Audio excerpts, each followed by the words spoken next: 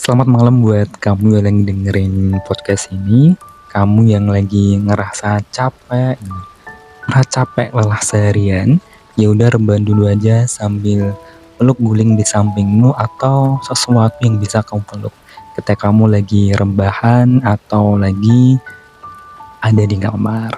Nah, by the way, kita untuk pertama kali nih bertemu dengan aku via suara bersama Better 16 dengan podcast pejuang menahan rasa dan perlahan menjadi orang lebih baik.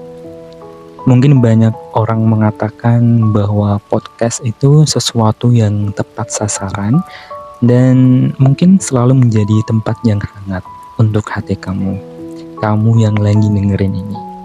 Aku merasa terpanggil dan tertarik untuk menjadi bagian podcast ini dan membuat suatu hal atau apa aja yang bisa aku omongin